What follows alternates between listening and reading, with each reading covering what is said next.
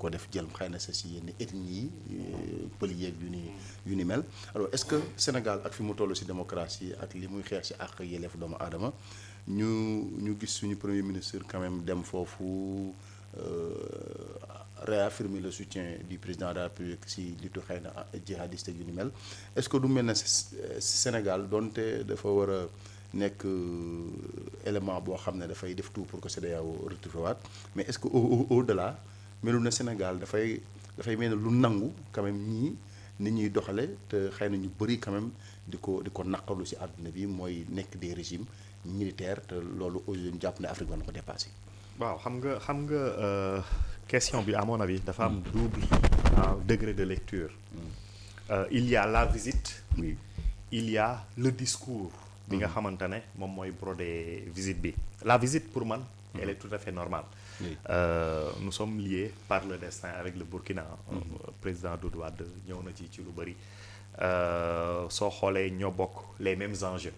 wax na du point de vue sécuritaire du point de vue climatique du point de vue économique ainsi de suite ainsi de suite donc visite bi war na yell na yoon la maintenant le discours peut poser problème c'est-à-dire que xam nga Sénégal soo seetloo de 2021 à 2024 jusqu'à 15 jours ou 20 jours des élections mais nit ñi ngi xeex pour que démocratie bi dox pour que élection mën a am à date pour que la volonté populaire soit respectée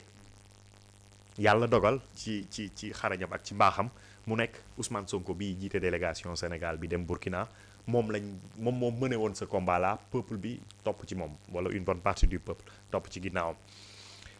mu bëri nag lu ñu ci fekk ak lu ñu ci daal duñ ñëw ci li nga xamante ne dafa matériel mais nañ wax morts yi par exemple 82 morts yoo xamante ne parce que soo jëlee waxuma ni péripéties yëpp ci affaire démocratie la mais nit ñi en tout cas ñim jaraloon xeex lecture bi ñu ci am mooy kii lañ doon bañ mu yoonam yegg mu juróol ñu 82 ou 84 morts donc privation ak sacrifice mënu koo romb ñii ñoom peut-être am également les mêmes difficultés que ñun ñu choisir un raccourci benn nit jël son courage à deux mains ak benn équipe bu restreinte bu mu àndal ne ñoom coup d'état la ñuy def duñ wax ak peuple bi duñ jongante duñ xeex dañuy def coup d'état pour jël nguur gi doxal am na foo xamante ne Ousmane Sonko bi ngi wax naan ce n'est pas en tout cas di wane ni am na ñoo xamante ne dañ def coup d'état mais ils sont adulés par leur peuple ce qui est mën nañ ci am réflexion bu critique parce que ñaata nit maximum 100 000 personnes ñooy génn Sénégal pour les élections plus de 6 millions xaw ma ñoo voté di nga gis différence bi ñoo exprimé wu wax alors mais privation yooyu yëpp dafa am fu ma jëm parce que dama bëgg def benn analogie bu simple ñi ngi jógee ci koor gi yàggul dafa mel ni benn nit weeru koor commencé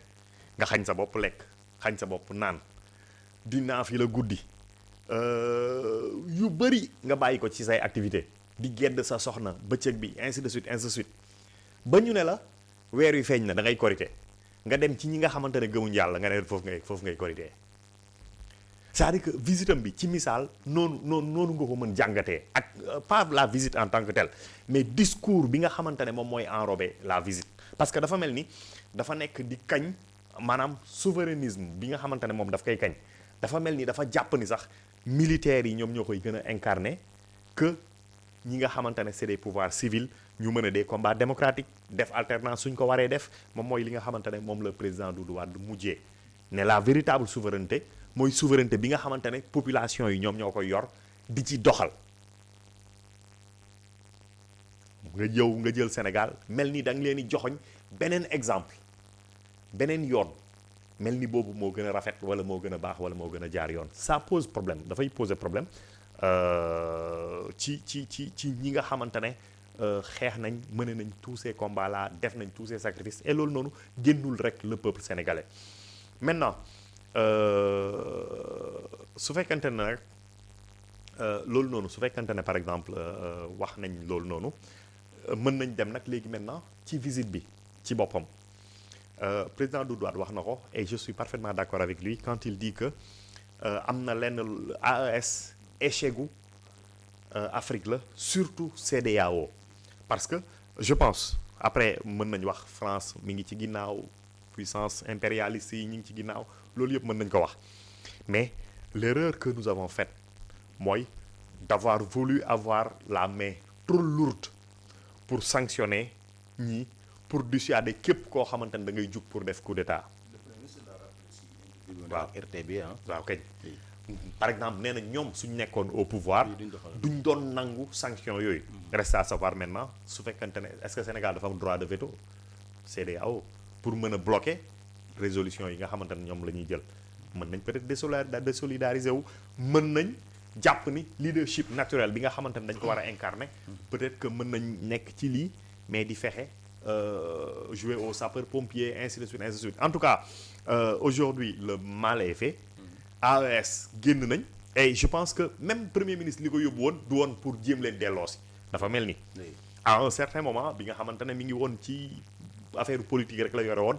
presque demoon na bay wax ni mën na sax su gagné woon engagé le Sénégal pour mu dem fekki waa AES ak yooyu noonu mais yooyu yëpp xëy na wax ne ba léegi jàllul quand même que c'est que ñii ñëwaat ñu nekkaat benn ensemble quand même waaw bon oui en tout cas mën na veu la mais est-ce que daf ko jugoon def ko objectif dem gis le président waxtaan ak moom ci naka la ñuy def pour ñoom ñu dellu si waat